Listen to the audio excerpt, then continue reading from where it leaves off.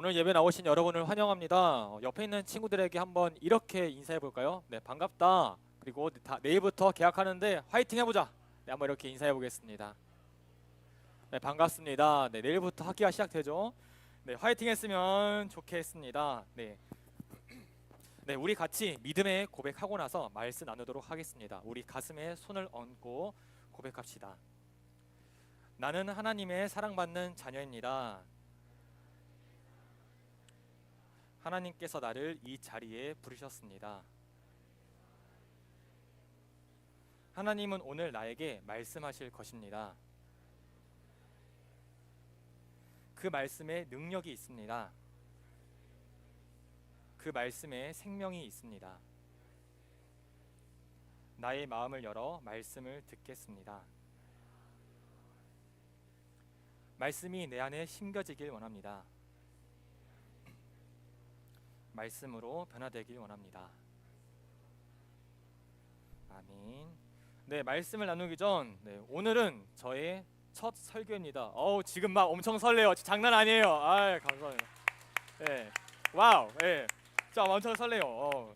아직 저에 대해 잘 모르는 분들이 많을 것 같아서 먼저 저에 대한 잠깐 짧은 자기소개, 저의 학창 시절 이 취미 생활을 잠깐 얘기하고자 합니다.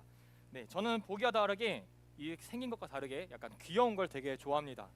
예, 보시는 이 고양이 사진은 제가 다녔던 이 대학교의 그 고양이들이었습니다. 원래는 이 길냥이 출신들인데 이 학생들이나 교직원 선생님들께서 계속 뭐 간식이나 사료를 챙겨주시는 바람에 아예 정착하게 되었습니다. 그래서 저도 학교 다닐 때 맨날 이 고양이들을 보면서 너무 귀엽다면서 핸드폰으로 막 찍고 했던 기억들이 있는데요. 그게 바로 이 사진들입니다. 다음으로 저는 만화를 좋아합니다. 또 보기와 다르게 저는 약간 로맨스 또는 이 순정 만화를 좋아합니다. 혹시 이 웹툰들 아실까요? 네, 저 감사해요. 네, 한때 엄청난 인기를 끌었던 뭐 유미의 세포들, 뭐 연애혁명, 바른연애의 길잡이, 저 이거 엄청 많이 봤거든요. 정주행했습니다. 되게 좋아합니다. 다음으로 저는 악기 치는 걸 좋아합니다. 두 사진 모두 중학생 때 사진인데요. 네, 머리가 엄청 길죠. 중학생 때 한창 질풍노도의 시기였어요. 네, 하나는 통기타 동아리, 또 하나는 그 교내 오케스트라에 들어가서 이제 비올라로 3년간 활동했었습니다. 잘 못하지만 여전히 좋아합니다. 마지막으로 저는 이제 과학을 좋아합니다. 지금도 유튜브에 뜨는 이제 우주, 뭐 지구, 생명, 뭐 화학석 같은 그런 여러 유튜브를 채널들을 이제 보고 있는데 이 사진은 제가 고등학교 2학년 때 사진입니다. 1년 동안 어떤 대학교와 이제 계속해서 연결해서 미생물을 대해 연구했고 그 결과를 학술대회에 가져가서 기념으로 남긴 사진입니다. 이렇게 제가 많은 취미를 가지고 있는데 이 중에서 내가 어떤 취미를 가장 좋아하냐 했을 때 저는 악기 치는 거를 제일 좋아합니다. 그래서 이 기타와 비올라 이런 현악기를 연주해 본 사람들은 연주할 때 이 현악기를 연주할 때 가장 중요한 게 무엇인지 아주 잘 알 겁니다. 혹시 무엇일까요? 이 현악기 같은 기타나 비올라를 연주할 때 어떤 게 가장 중요할까요? 맞습니다. 바로 튜닝입니다. 각 줄마다 가지고 있는 이 고유의 소리가 있는데요. 이게 하나라도 잘 맞지 않으면 소리는 바로 망가지고 맙니다. 마치 우리 관계에서도 이 화평이 있어야 이 좋은 관계를 유지할 수 있는 것처럼요. 또 혹시 여러분은 게임을 좋아하시나요? 주로 어떤 게임을 좋아하시나요? 로블록스, 맞아요. 뭐 마인크래프트, 뭐 롤, 뭐 이렇게 뭐 브루스타즈. 요즘 또 브루스타즈 하죠. 네, 우리가 주로 하는 게임에서는요. 보통 적에게 이렇게 맞았을 때 아니면 또는 몬스터에게 맞았을 때 체력이 깎입니다. 그럴 때 나는 당장 어떤 행동을 취해야 될까요? 네, 계속 체력이 깎이고 있어요. 어떤 행동을 취해야 될까요? 네, 오늘 설교 제목처럼 바로 체력을 충전해야 됩니다. 그것을 우리는 HP 포션이라고 부르죠. 그런데 이 게임에서뿐만 아니라 우리 삶에서도 이 HP 포션이 필요할 때가 있습니다. 과연 언제 필요하냐? 바로 나에게 고난이 다가왔을 때입니다. 그리고 이 고난은요 정말 다양한 방법으로 나에게 찾아옵니다. 혹시 살아가면서 뭐 가족 문제, 아니 뭐 친구 관계, 누군가와 뭐 비교당했을 그런 일들 때문에 힘들었던 적이 있었나요? 확실히 이런 순간이 오면 우리에겐 화, 불안, 그리고 우울이 찾아옵니다. 먼저 화, 특히 이게 형제 자매 사이에서 엄청 많이 발생합니다. 혹시 이 중에 형제 자매 있으신 분들 계실까요? 네, 좀 있네요. 네, 형제 자매. 저도 저랑 3살 터울의 차이가 나는 이제 남동생이 한 명 있습니다. 네, 맞아요. 오른쪽이 저고요, 왼쪽이 동생이에요. 네, 완전 똑같은 옷을 입고, 네, 이렇게 그때 제가 다녔었던 어렸을 때 다녔던 교회에서 이제 율동하는 시간이 있었는데 똑같이 생겼습니다. 네, 네, 어렸을 때 되게 치고받고 싸웠죠. 근데 물론 치고받고 싸웠지만 사실상 거의 일방적인 싸움이었습니다. 저는 사실 또 어렸을 때요, 그 레고나 또는 이렇게 본드로 조립해서 조립하는 걸 되게 좋아했는데 저는 조립하는 반면 동생은 실수로 맨날 부셨습니다. 그러다가 결국 또 화평이 깨지고 말았죠. 그리고 또 불안과 우울. 저도 이 친구 문제로 상처를 주거나 또는 상처를 받아 절교한 적도 있었습니다. 누구는 이렇게 하는데 넌 왜 못하냐라는 말을 듣고 상처받은 적도 있습니다. 그리고 잠깐 얘기하자면 저는 초등학교 6학년 때 1년간 또 왕따를 당한 적도 있었습니다. 저도 이런 고난의 순간이 올 때마다 하나님은 대체 뭐 하시는 거지? 나는 왜 이 상태지? 내 마음이 지금 이렇게 부글부글 끓고 있는데 어떻게 화평하면서 살아갈 수 있지? 화평한 삶을 살아가는 게 과연 말이 되냐? 라면서 나의 HP가 쭉쭉 떨어져 나간다고 생각했습니다. 여러분의 삶은 어떠신가요? 저와 같이 이런 고민을 해보신 적이 있으신가요? 그럼 그럴 때마다 우리에게는 어떤 포션이 필요할까요? 대체 무엇일까요? 바로 HP, 네, 화평 포션입니다. 제가 나름대로 내 HP를 충전한다는 것을 표현하기 위해서 잠깐 뭘 가져왔는데요. 네, 좋아요. 간단하게 이런 이온 음료, 네, 파워에이드 가져왔어요. 잠시만요. 이런 파워에이드 6개랑 에너지바를 가져왔습니다. 혹시 먹고 싶은 친구도 있을까요? 네, 좋아요. 빠르게 네, 개수를 말씀드릴게요. 네, 이온 음료는 6개가 있고요. 이 에너지바는 9개가 있습니다. 그래서 이 시간 잠깐 정말 짧게 순식간에 가위바위보를 해보도록 하겠습니다. 일단은 먼저 이온 음료 6병 먼저 추첨하도록 하겠습니다. 저를 이기신 분만 자, 일단은 네, 이기신 분은 바로 자리에서 일어나주세요. 안 내면 진 거 가위바위보.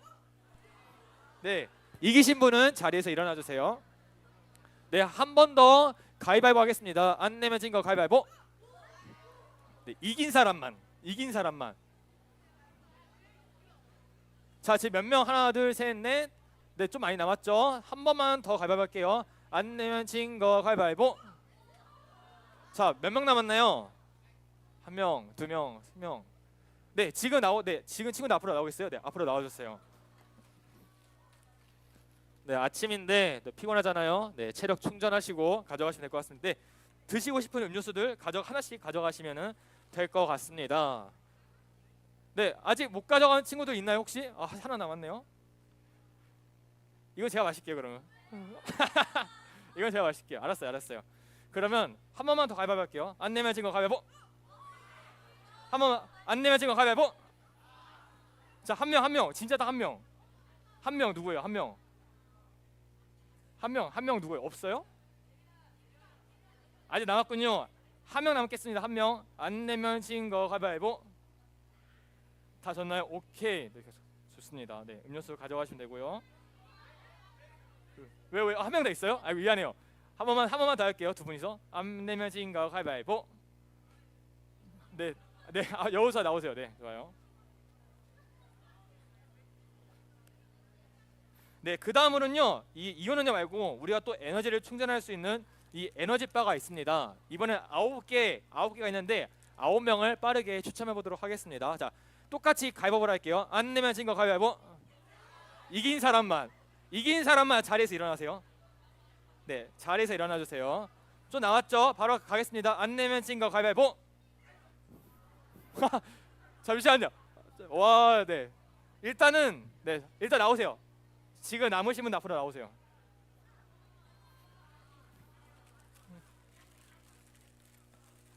네, 하나씩 가져가시면 될 것 같습니다. 네, 딱 됐어요. 네, 하나씩 가져가시고요.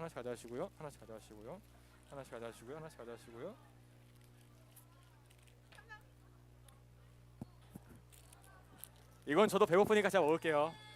괜찮죠? 알겠습니다.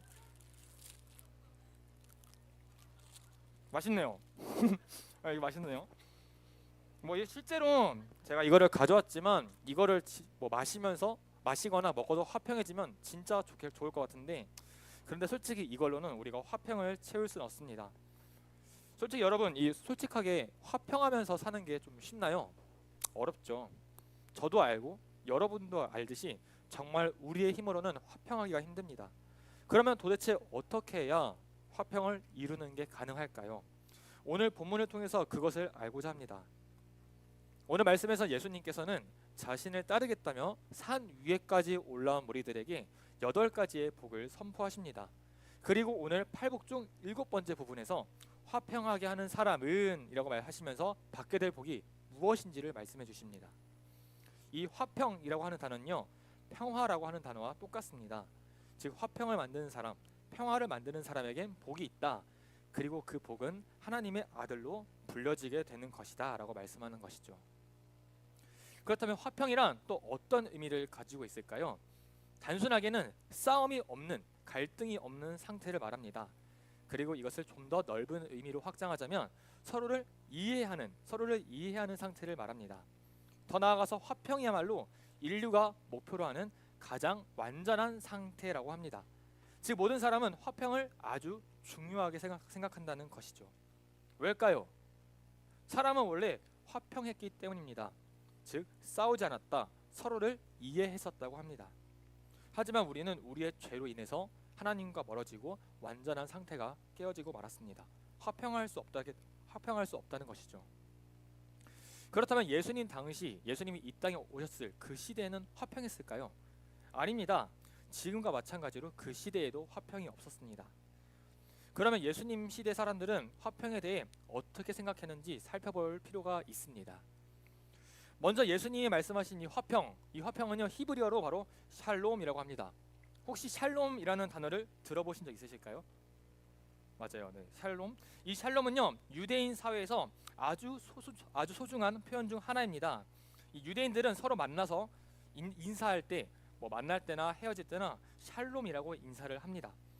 평소에 우리가 만나서 인사할 때, 친구들 만나서 인사할 때 하이, 안녕이라는 것보다 상대방에게 화평이 있길 진심으로 바란다라는 그런 마음으로 샬롬이라고 합니다.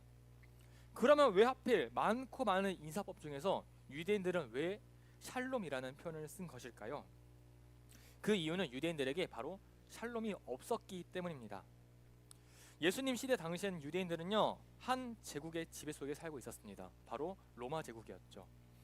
마치 일제강점기 시대에 독립을 꿈꾸었던 우리나라의 선조들처럼 말입니다. 그런 지배 속에 유대인들이 꿈꾸는 샬롬, 화평은 과연 무엇이었을까요? 그들은 자신의 나라가 멸망한 후 자신을 구원할 메시아, 왕을 기다리고 있었습니다. 왜냐하면 그들에게 메시아가 오셔야만 자신들의 나라를 세울 수 있다고, 그 화평을 이룰 수 있다고 굳게 믿었었기 때문입니다. 마치 우리가 흔히 아는 게임 또는 만화에서 이 주인공의 용사가 나타나서 악당을 무찔러주는 그런 것을 되게 기대했다는 것이죠. 그런 용사, 그런 메시아가 예수님이랑 알게 된 그들은 이제 예수님께서 7번째 복으로 화평에 대해 얘기하시려 하자 막 엄청 두근두근 거렸습니다. 드디어 이제 우리가 이 고통에서 해방되는 건가? 우리를 구하시러 와주셨군요 라고 기대했겠죠. 그런데 예수님께서 말씀하신 화평은 단지 유대인의 독립, 유대인의 자유만이 아닌 더 깊은 것이었습니다. 예수님께서 말씀하신 화평은요, 바로 관계의 회복이었습니다. 그렇다면 누구와의 관계 회복일까요? 바로 하나님과 우리 사이의 관계에 대한 설명이었습니다. 즉 하나님과 내가 원래의 관계로 회복될 수 있다는 것입니다. 그런데 여러분, 저는 아까 앞에서 사람은 화평을 만들어내지 못한다라고 얘기했습니다. 왜일까요? 화평이 대체 무엇 때문에 이루어지지 않는지 몰랐기 때문입니다. 그러나 예수님은 알고 계셨습니다. 화평이 이루어지지 않는 이유, 예수님이 알고 계신 그 이유는 과연 무엇일까요? 그 이유를 정확히 짚어주는 곳이 바로 창세기 3장의 말씀입니다.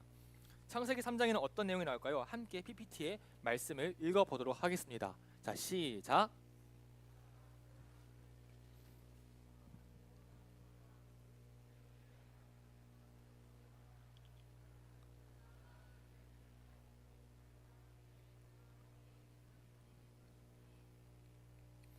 아멘. 자, 정말 간단하게 얘기하자면 어떤 사건인가요? 여러분이 아주 잘 아는 사건이죠. 맞아요. 바로 선악과 사건입니다.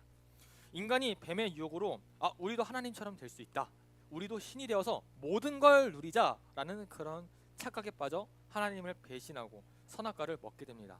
그리고 선악과를 먹고 난 이후에 어떤 결과가 나타나나요? 아시나요? 네, 첫 번째로 하나님과의 관계가 깨져버렸습니다. 두 사람은 그동안 하나님께서 주신 에덴 동산에서 하나님과 함께 있었습니다. 그러나 이 선악과를 먹고 부끄러움을 알게 된 이들이 동산을 떳떳하게 돌아다니지 못했고 오히려 숨게 됩니다.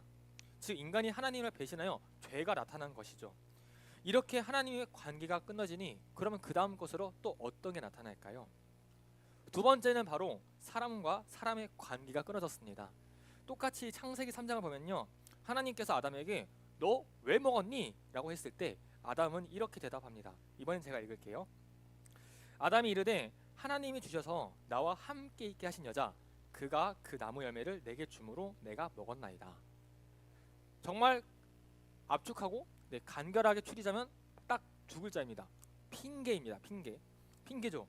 이제 죄를 지으니까 바로 다른 사람의 탓으로 돌리는 그 죄를 또 짓습니다.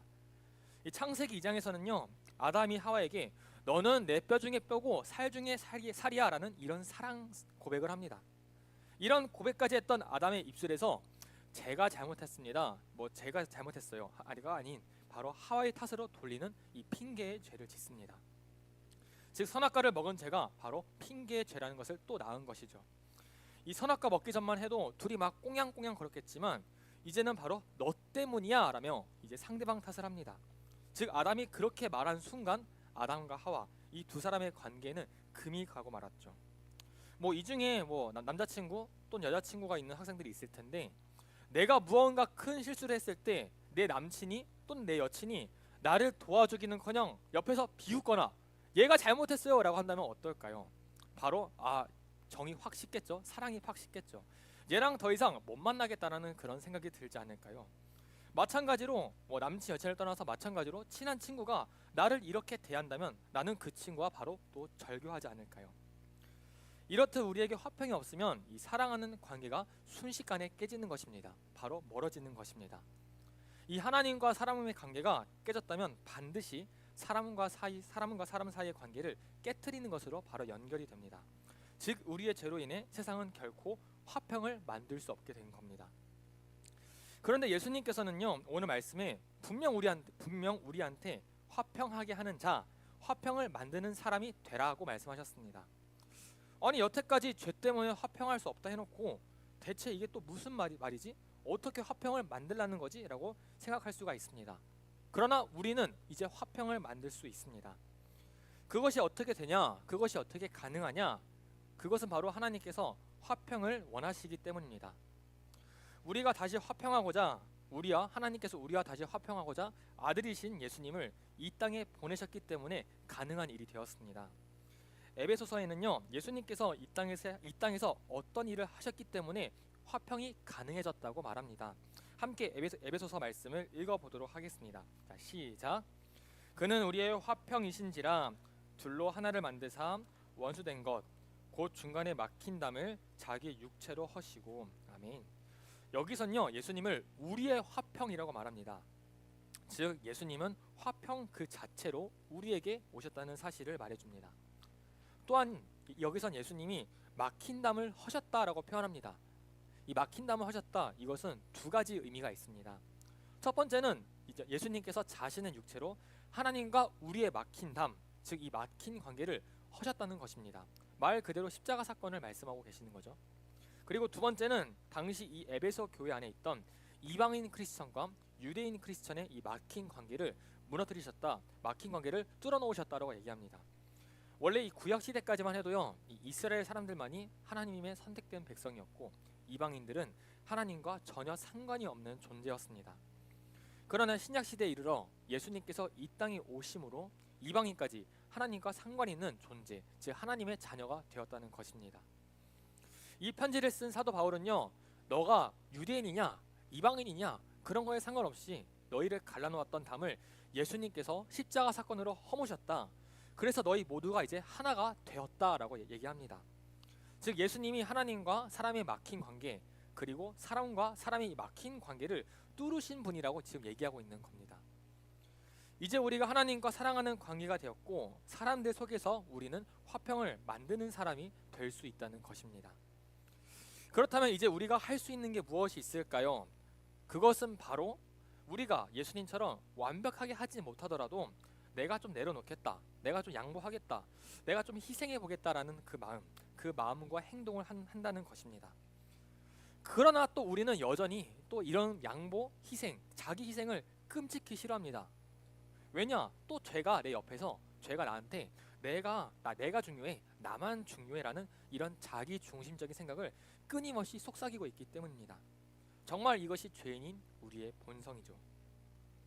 하지만 이제 나라는 사람은요, 이제 예수님의 십자가 사건을 알았기 때문에 나 또한 예수님처럼 화평을 만드는 삶을 살 수 있게 되었습니다. 그리고 거기에 더하여 하나님께서 그런 삶을 사는 우리에게 복을 주신다고 오늘 나옵니다. 그렇다면 그 복이 과연 어떤 복이냐? 바로 하나님의 아들이 되는 복입니다. 오늘 말씀처럼 화평하게 하는 자는 하나님의 아들이라 불린다고 합니다. 여기서 표현되는 아들은요, 이 헬라어로 휘오스라는 표현인데 이게 그냥 뭐 자녀, 어떤 아들이라는 그런 간단한 의미가 아니라 아버지가 가진 힘과 권한과 이 재산을 물려받을 자식, 이 아들임을 의미하는 겁니다. 즉 장자를 얘기하는 거죠. 즉 원래라면 우리가 죄의 아들이었지만 예수님의 십자가 은혜로 하나님의 자녀가 되었다는 것입니다.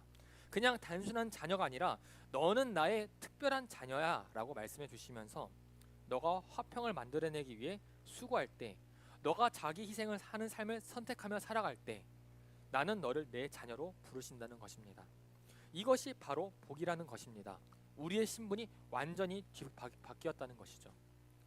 정말 우리의 신분이 바뀌었다는 것, 정말 이것 자체가 복이 아닐까요?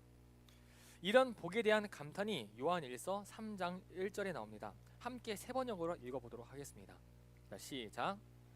아버지께서 우리에게 얼마나 큰 사랑을 베푸셨는지를 생각해 보십시오. 하나님께서 우리를 자기의 자녀라 일컬어 주셨으니 우리는 하나님의 자녀입니다. 아멘. 이 개역 개정에서는요, 보라라고 표현합니다. 이것은 바로 감탄사입니다. 지금 우리의 말로 하면요, 와, 하나님 사랑 대박이다, 하나님 사랑 미쳤다라는 이런 표현입니다. 어떻게 아들을 보낼 생각을 하셨나요? 어떻게 우리를 자녀로 부르실 그런 놀라운 생각을 하셨나요? 정말 감사합니다, 너무나 감사합니다라고 지금 고백하고 있는 겁니다. 이제 우리는요, 받은 그 은혜, 그 감사함을 이제 어떻게 표현해야 할까요? 바로 우리가 화평을 만드는 자가 되는 것입니다. 사람들이 나로 인해 화평을 경험해야 합니다. 이제 여러분이 새 학기가 시작됐는데 여러분이 이제 새로운 반에 들어간다면 내가 그 반에 있는다는 이유로 새 친구들이 화평을 경험하도록 우리가 해야 됩니다. 나에게 가족이 있다면 나는 가족 사이에서 화평을 만들어야 합니다. 어떻게요? 내가 가진 것을 좀 양보하고 베풀고 희생하는 그 예수님의 사랑을 똑같이 보여주는 것입니다. 그렇게 행동하는 여러분이 되기 원합니다. 예수님께서 우리에게 화평이라는 포션을 끊임없이 주십니다. 이제 우리가 화평으로 채워졌다면 우리는 예수님의 십자가 사랑을 생각하고 이 복을 주신 하나님을 의지하며 내가 이제 만날 새 학기의 친구들, 선생님들, 그리고 나랑 지금 같이 있는 가족, 그리고 지금 같이 있는 이 중등부 공동체에게 화평을 보여줘야 합니다. 누가 봤을 때 쟤는 딱 봐도 하나님의 자녀야 라고 들을 수 있는 여러분이 되길 축복합니다. 여러분을 통해 이제 학교와 학원과 친구 관계와 가정이 모두 달라질 것입니다. 어떻게 보면 정말 어렵겠지만 넘어질 수도 있겠지만 그럼에도 이 하나님의 사랑을 기억하며 또다시 그 사랑에 감동받아 그 사랑에 보답하며 살아가는 여러분이 되길 축복합니다. 이 시간 이제 함께 찬양하기 원하는데요, 이 시간 주님을 바라봅니다 라는 찬양을 하기 원합니다. 이 가사를 보면요, 주님을 바라봅니다, 내가 주님을 바라봅니다, 내가 또 끊임없이 넘어집니다, 그럼에도 내가 주님을 보겠습니다 라는 그런 가사가 담겨 있습니다. 이 가사를 함께 묵상하면서 함께 이 시간 찬양하기 원합니다.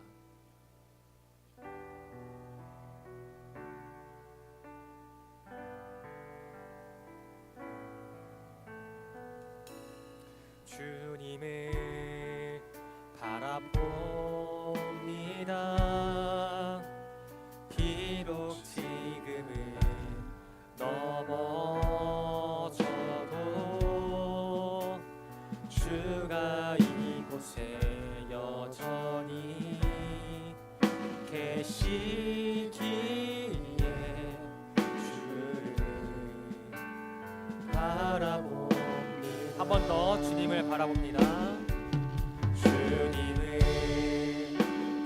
바라봅니다. 비록 지금은 넘어져도 주가 이곳에 여전히 계시기에 주를 바라봅니다. 세상은 여전히 어둡고 우리 두 눈 가리워 한치 앞길 우리 알 수 없으나 여전히 우리의 곁에서 우릴 감싸 안으시는 주님, 우리의 신선을 주님을 바라봅니다. 주님을 바라봅니다. 비록 지금은 넘어져도 주가 이곳에 여전히 계시기에 주를 바라봅니다. 네, 제가 기도하겠습니다. 사랑의 하나님, 오늘 말씀을 통해 진정한 화평이 무엇인지 알게 해주셔서 감사드립니다. 세상에는 여전히 싸움과 갈등이 많고 나도 가족, 친구, 학교에서 쉽게 다투고 상처받을 때가 많습니다. 하지만 예수님께서 우리를 위해 화평을 이루셨고 이제 우리도 화평을 만드는 사람이 되라고 하셨습니다. 주님, 먼저 우리의 마음이 하나님과 화평할 수 있도록 도와주세요. 혹시 하나님과 멀어진 부분이 있다면 그것을 깨닫게 해주시고 다시 주님께 나아갈 수 있는 힘을 허락하여 주세요. 그리고 우리도 예수님을 따라 화평을 만드는 삶을 살게 해주세요. 가족 안에서, 새롭게 만나는 반 친구들 사이에서, 학교에서, 그리고 우리 중등부 안에서 먼저 양보하고 이해하고 용서하는 사람이 되게 해주세요. 우리를 하나님의 자녀라 불러주신 그 크신 사랑, 그 복을 기억하며 어디서든 화평을 전하는 우리 중등부가 되게 해주세요. 감사드리오며 예수님의 이름으로 기도드립니다.